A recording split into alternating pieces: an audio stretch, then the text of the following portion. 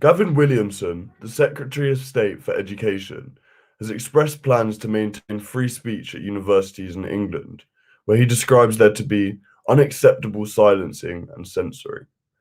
This includes the appointment of a free speech champion who will check the university's platforming of speakers. This measure obligates universities to actively promote free speech and subjects them to sanctions if they fail to invoke these procedures. However, the National Union of Students says that there is no evidence of a problem with freedom of speech on campus, and the Russell Group have expressed that they believe wholly in the autonomy of universities. There has been a wide range of opinion in reaction to these proposals, with 52% of British adults who think that free speech is under threat in universities.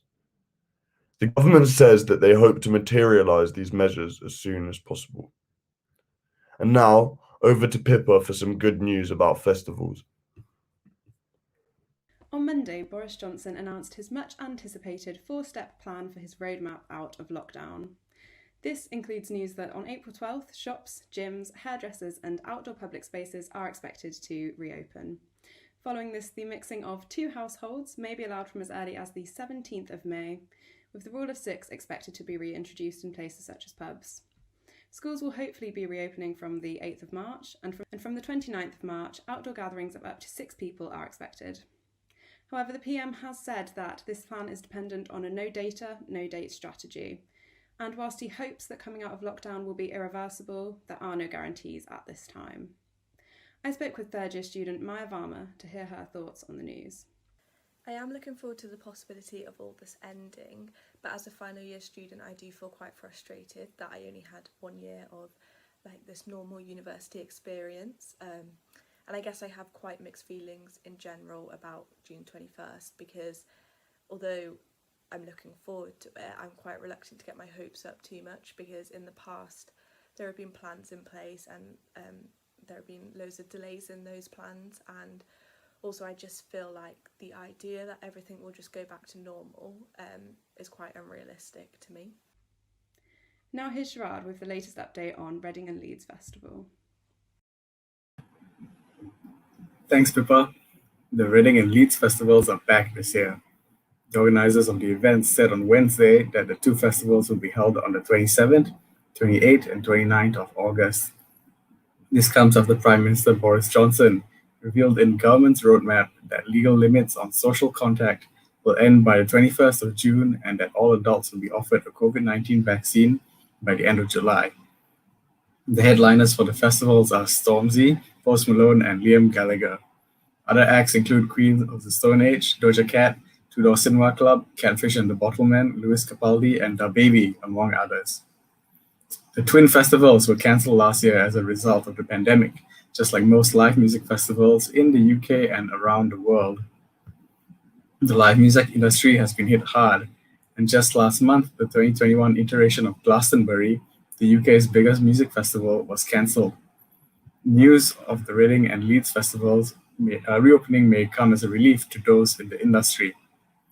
Festival Republic, the organizers of the events, admitted that they were unable to get insured for the festival so far, but are hopeful that the government might come up with an insurance scheme for live music next week.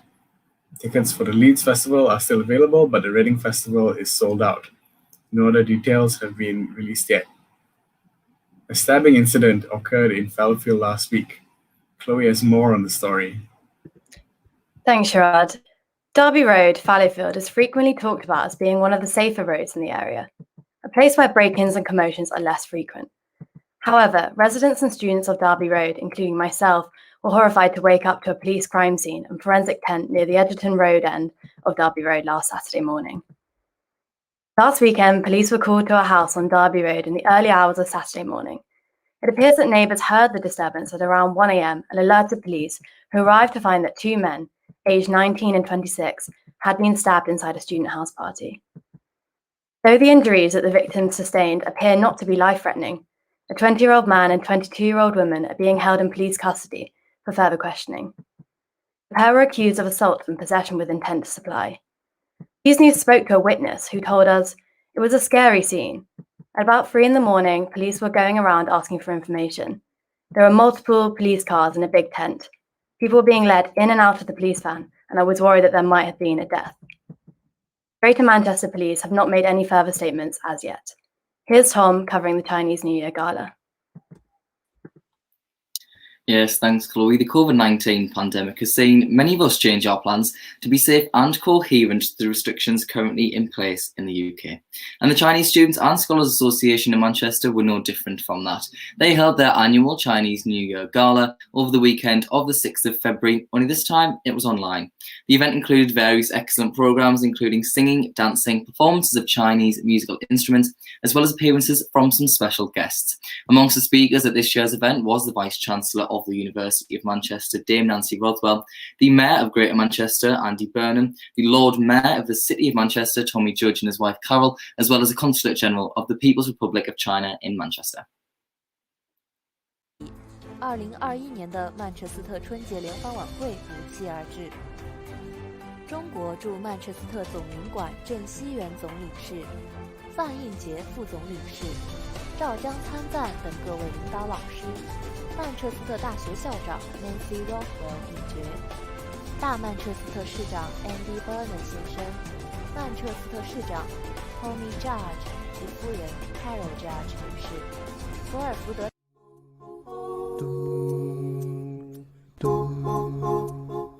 一曲阿卡贝拉 Try Everything 在曼城协联艺术团和武汉音乐学院同学们的生动演绎下，带来了莘莘学子青春向上、朝气蓬勃的气息。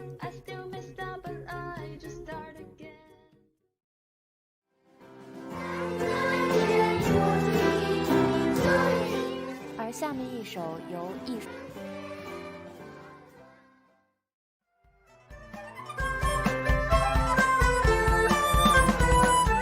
除了中国元素乐带来的听觉盛宴，春晚的尾声，大曼彻斯特市长 Andy Burnham 先生百忙之中。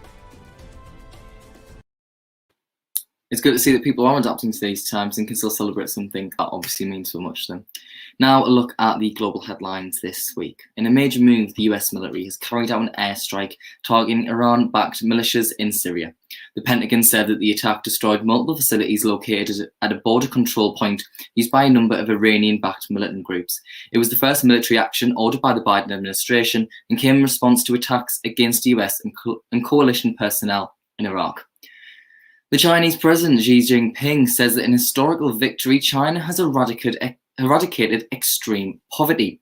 Speaking at one of the state ceremonies, Jinping said that over an 8-year period, nearly 100 million people have been lifted out of poverty. But some experts say that China has set a low bar in its definition of poverty and that ongoing investment is needed in its poorest areas. Social media giant Facebook has banned Myanmar's military and its affiliates from using its platforms. The military has used Facebook to boost its claim of voter fraud in the 2020 election, as more than 54 million people of Myanmar use Facebook. Also, since the military seized power in Myanmar, it has arrested protesters, ordered internet blackouts, and also banned social media platforms, including Facebook and Instagram. The captive daughter of Dubai's ruler, Princess Latifah, has appealed to UK police to reinvestigate the kidnap of her older sister from a Cambridge street more than 20 years ago. In a letter, Latifah tells Cambridgeshire police that this could help free Princess Shamsa, who was captured on the orders of her father. In August 2000, Shamsa was forcibly taken from Cambridge to Dubai and since then has not been seen in public.